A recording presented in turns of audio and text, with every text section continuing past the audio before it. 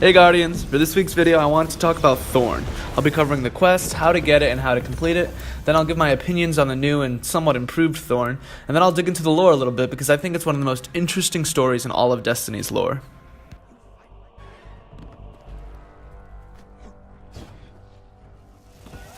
Alright, starting off with the quest, it's not nearly as impossible to get as it was in Destiny 1.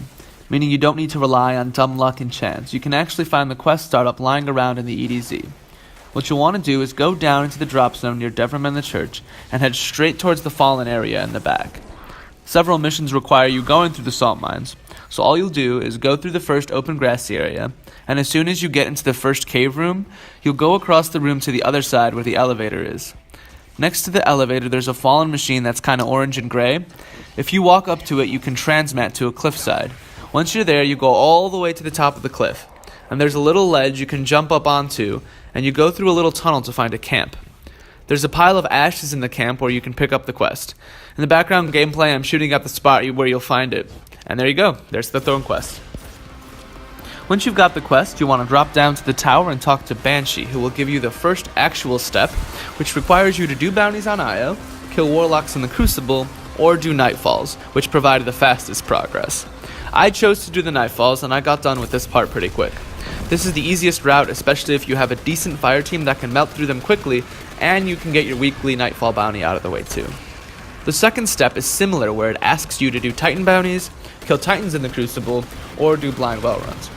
Similarly to the last step, the blind well provides the most progress, and doing tier 3 repeatedly will not only complete this quest, but also will complete Petra's weekly requirement.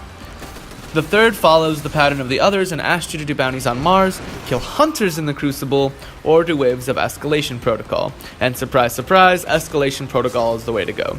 Each wave gives you 5 Sapphic Wire, so you'll have to do phase 1 through 7, and then 6 and 7 a couple extra times for a total of 10 phases. Then, once you've collected all the materials, you have to kill Guardians in the Crucible with either Void Light or with hand cannons. The fastest way to achieve this step is to use a Void hand cannon as your secondary. I used the Ikelos hand cannon and was able to get this step done in about 6 Crucible matches, and I averaged about 17% completion each round. And once you've completed that step, you have to visit an almost forgotten place, the farm. You have to talk to Tyra Karn, and she gives you the final and objectively most difficult part of the Thorn quest, the Chasm of Scream Strike. Essentially, it's the Savathûn Song Strike, but all incoming damage against you is buffed. You have no radar, and incoming melee and elemental damage is increased. Make sure you stay back and be mindful of Thrall and Curse Thrall because they can kill you virtually instantly. Most of the strike mimics the original with some extra yellow bar knights, and as long as you keep your distance and take down the adds methodically, you shouldn't have too much of a problem. You and your teammates will die a lot, so be prepared to res and be rezzed over and over again. The most difficult part is easily the final room.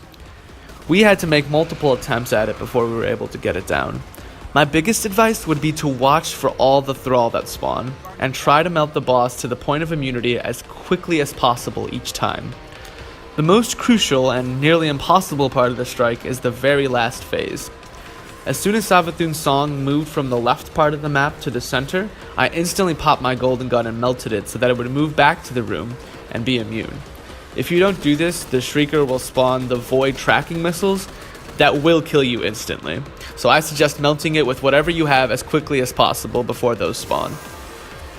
After that, you have to move fast to melt the yellow bar knights on either side of the room and the wizard in the middle. We discovered a nice cheese to ensure that at least one of us stayed alive. We had one of our team members stay hidden and shoot from the far left of the room, while the other 2 of us tried to clear out the adds and the yellow bar enemies.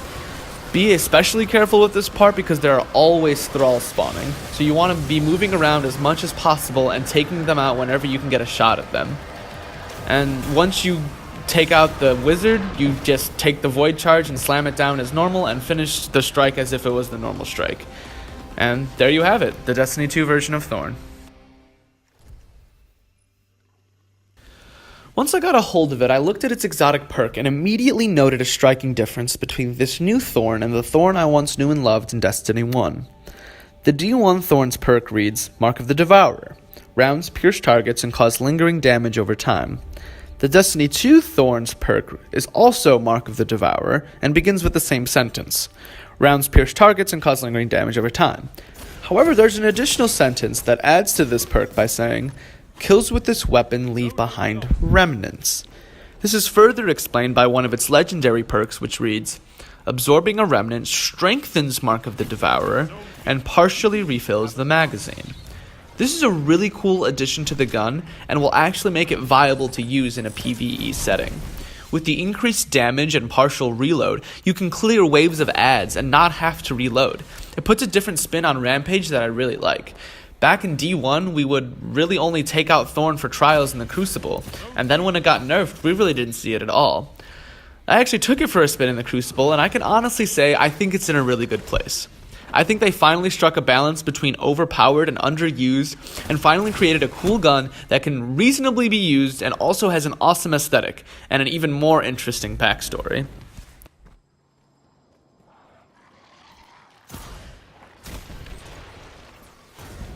I wanted to kind of storytell this lore because I think it's easily one of the coolest stories revolving a weapon within Destiny's lore. It's an infamous tale of a guardian falling from a place of honor to a place of darkness, and it's the origin of the Dredgen title available to guardians that have obtained the Gambit seal. Our story begins with a titan named Rezel Azir. Rezel was a noble guardian, well known among the people of the city as a beacon of hope. Although he was noble and subjectively good in the eyes of those around him, he was extremely prideful and wanted to be the best. He loved the praise and enjoyed being a beacon of hope and being special.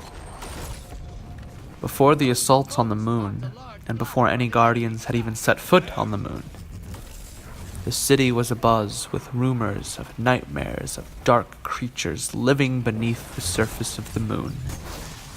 Prideful as he was, Rezel Azir traveled to the moon and entered the cave systems of the Hive, leaving his ghost behind at the door.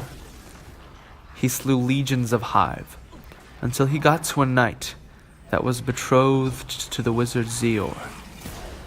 This wizard is the one we slay in Destiny 1 when we obtain Thorn the first time. Hostiles incoming at the garden. He retrieved bones from the knight to use as trophies and grafted them into his weapon, the Rose. Over time, he began hearing whispers that soon became voices in his head. These voices belonged to Yor, as she tried and succeeded to corrupt him. As the voice grew in strength and influence, he saw the petals fall from his rose, and slowly became the gun we all know now as Thorn. The beauty of the weapon faded, leaving behind only the sharp, purposeful shell. The voices slowly corrupted him, promising him power and glory, and he turned away from the darkness, creating the dark hunter persona we know now as Dredgen Yor, which means the eternal abyss in a language that has been lost to time. He went throughout the system, feeding the gun's hunger for darkness and bloodshed. One day he ravished a village by the name of Palamon. The village was under the sworn protection of the guardian by the name of Dredgen Yor, the first wielder of the last word. Also within this village lived the soon-to-be guardian Shin Malfur. Dredgen Yor left the city in ruins, and Dredgen Yor swore to find and to kill him. During their encounter, Dredgen Yor fired multiple rounds at the Dredgen, but to no avail. Dredgen Yor shot Dredgen Yor and killed him with one resounding blast of his poisonous hand cannon. He then told Jaren's ghost to give the last word to the boy, Shin Malfur, and that he was anxious for their battle. He continued his quest for spreading hope, but now it was for the much darker purpose of ripping it away and feeding on its remnants. The Dredgen now only hungered to extinguish the light.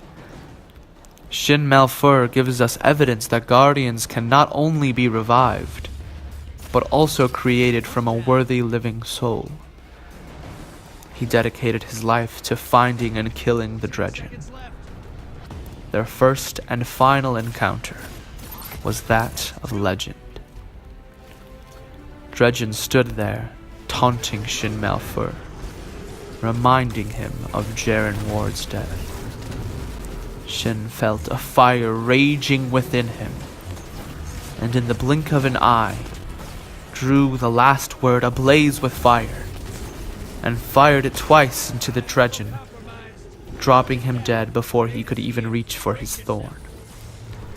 He then approached and took one last shot, hence the gun's name, The Last Word.